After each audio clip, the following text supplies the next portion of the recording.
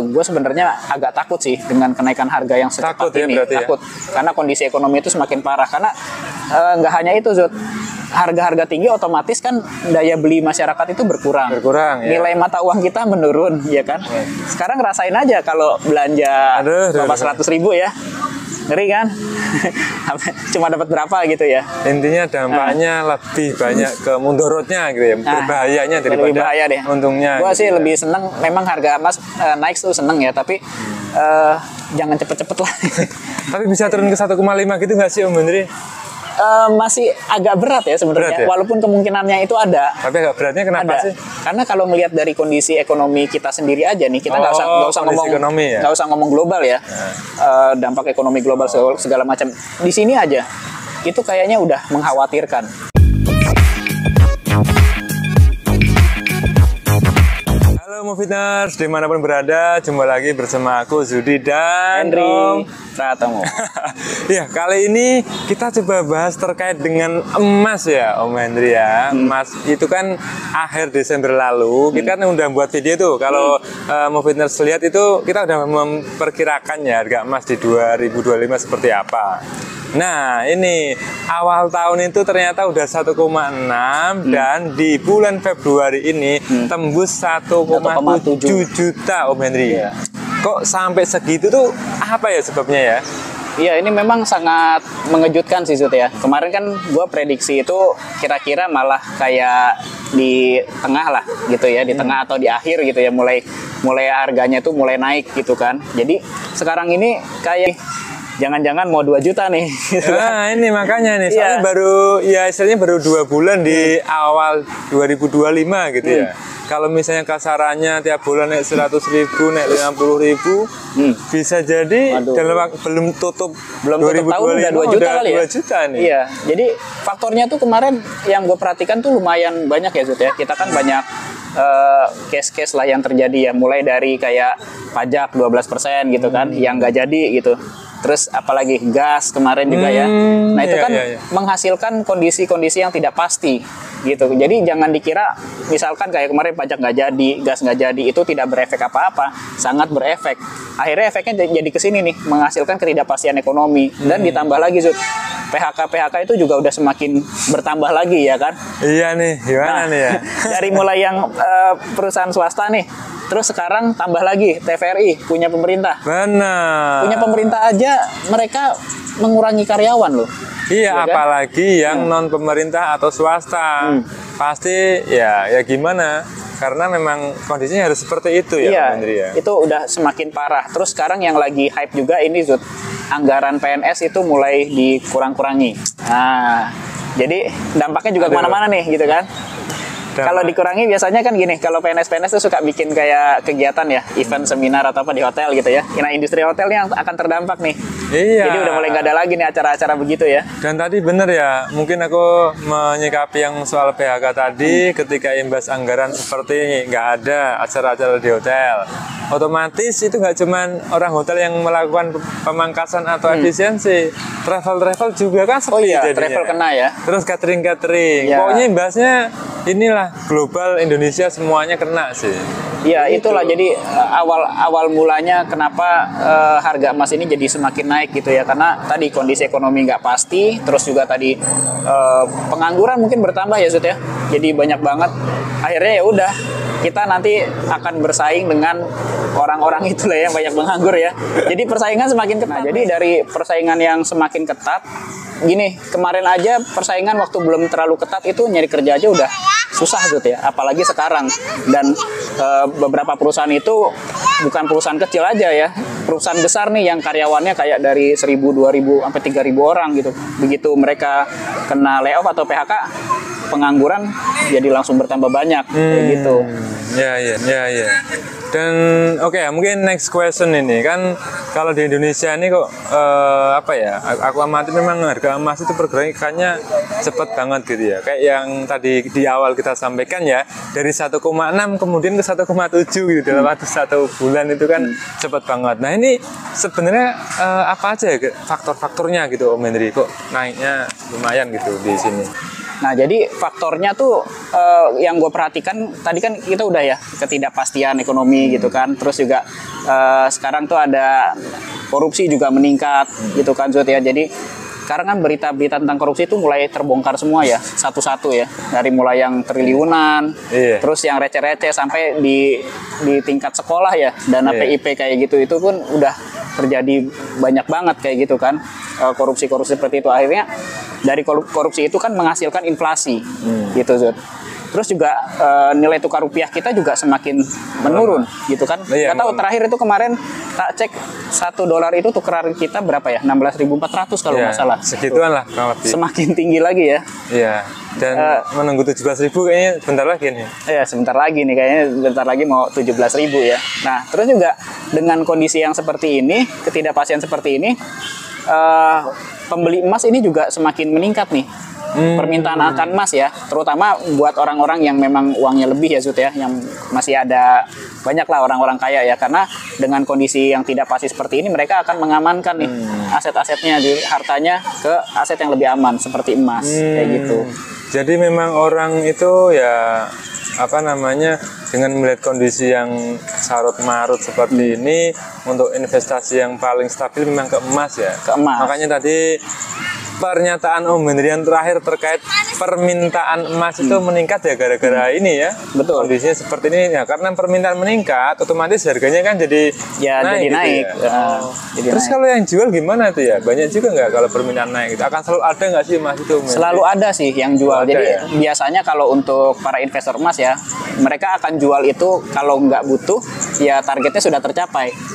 Itu aja. Oh, gitu. Biasanya butuh sih kalau yang memang ini, apalagi sekarang udah bulan Februari, kita udah mau deket-deket ini Zut, deket-deket puasa ya, puasa lebaran. Nah, ini nggak tahu nih. Jadi menjelang seperti ini apakah nanti akan ada permintaan yang lebih tinggi lagi atau enggak, karena kan kalau kita masuk ke bulan Ramadan atau mau mendekati lebaran udah pasti ada THR dong gitu kan. Nah, bagi orang-orang yang melek emas pasti THR-nya itu akan dimanfaatkan untuk membeli emas lebih banyak lagi ya, gramasinya lebih besar lagi. Kalau aku malah mikir apakah ketika lebaran pengen butuh cash jadi emasnya dijual?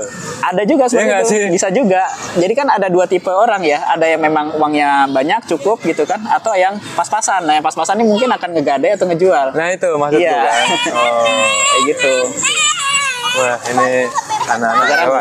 Jadi next question ya. Jadi kan ketika sudah tahu kondisi seperti ini dampaknya ini apa, Om Hendri? Ya, dampaknya ini udah pasti ada negatif dan positifnya ya. Mungkin gue mulai dari yang positifnya dulu lah. Kalau untuk yang positifnya, dampaknya adalah orang-orang yang punya investasi emas itu nilainya akan semakin tinggi. Jadi dia cuannya makin banyak nih, makin untung gitu ya. Ya seneng lah kalau kita kan berinvestasi dulu mungkin belinya masih yang 600.000, sekarang 1,7 ya seneng dong gitu kan. Apalagi yang di gramasi yang besar.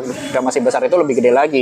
Kalau nggak salah terakhir itu yang kayak 10 gram aja itu udah 16 juta sekarang.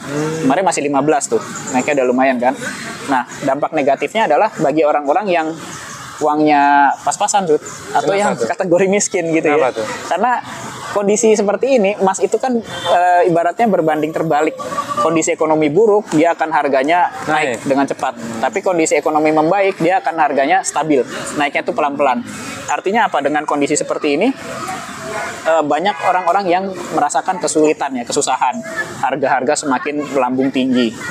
Terus tadi ya pengangguran apalagi ditambah makin banyak kayak gitu ya. Jadi gue sebenarnya agak takut sih dengan kenaikan harga yang secepat ini. Takut karena kondisi ekonomi itu semakin parah. Karena nggak hanya itu Zut, harga-harga tinggi otomatis kan daya beli masyarakat itu berkurang ya. Nilai mata uang kita menurun ya kan.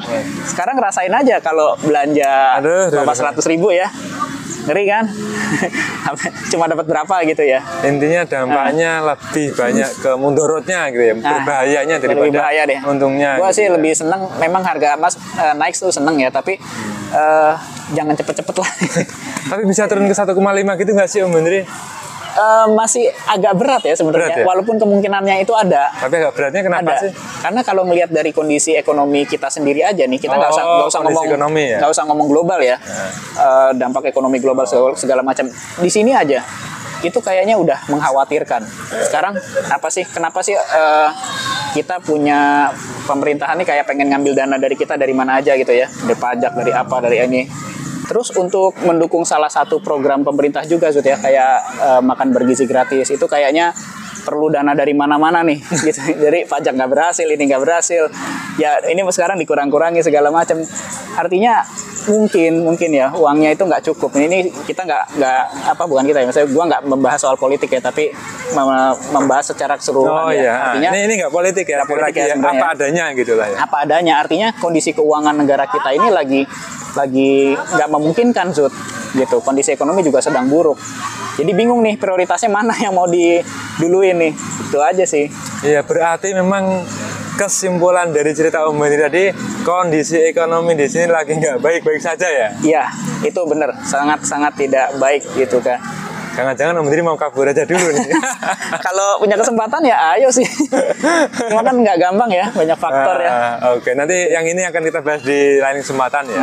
Oke, nah jadi berarti kalau begitu mungkin aku menanyakan yang lebih umum ya.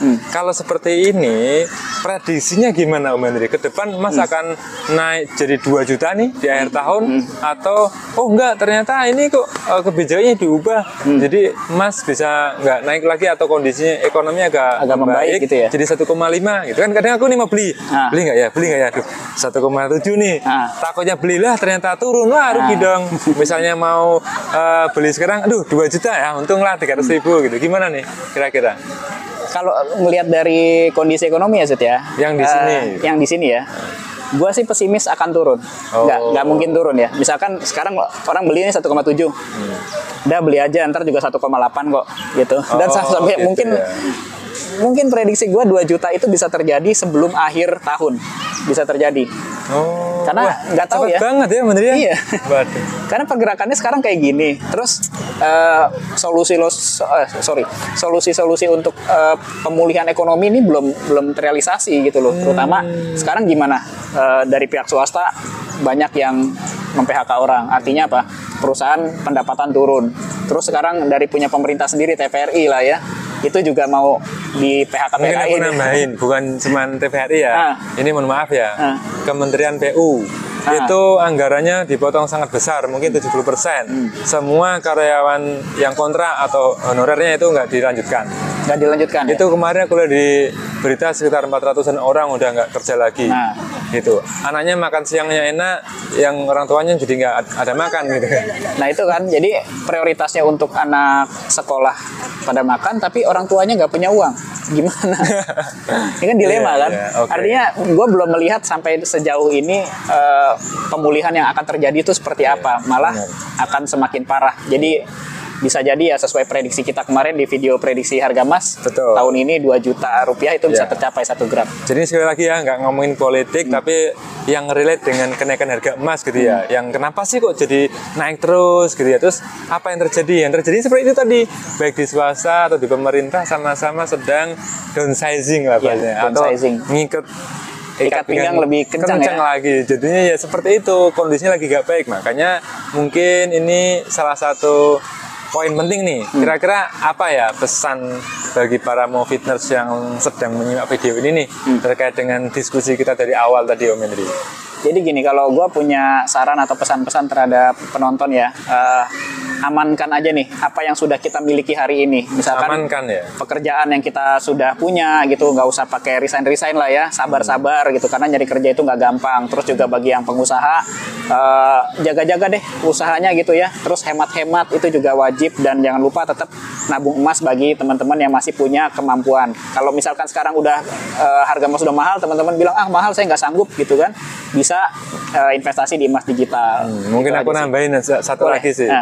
Bagi teman-teman Movitners yang sedang kesusahan, sedang kena dampak ya, entah itu PHK atau kontrak yang nggak diperpanjang, jangan lupa kalau yang punya emas jual aja. Ini waktu yang tepat untuk menjual. Waktu yang tepat kalau kepepet. Karena gini ya, mungkin ini sekali lagi menegaskan emas itu sangat liquid ya. Jadi nggak bingung teman-teman mau jual dimanapun bisa, apalagi Mas Antam ya, ini sebut merek karena memang paling mudah itu.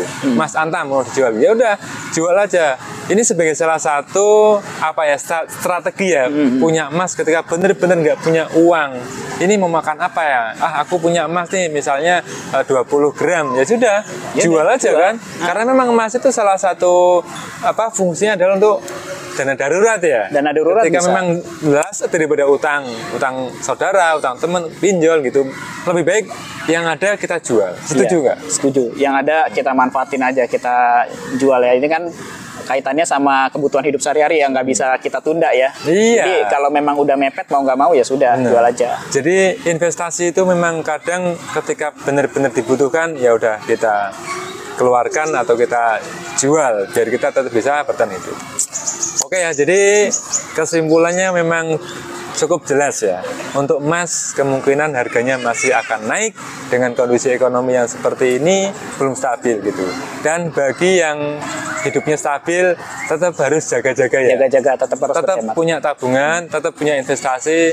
Kan siapa tahu tiba-tiba ya namanya perusahaan gitu ya, lagi efisiensi, nah dampak itu kan minimal masih ada pegangan untuk hidup 6 bulan atau 1 tahun ke depan gitu ya. Apalagi punya emas misalnya 1 kilo gitu ya. Nah, 1 Itu kilo sih cenderung masih aman lah. Itu bisa Masih buat aman. bisa buat 3 tahun kali. nganggur 3 tahun bisa? Bisa. Iya.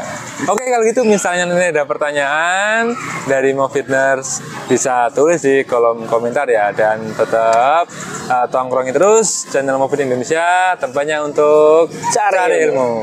Dadah.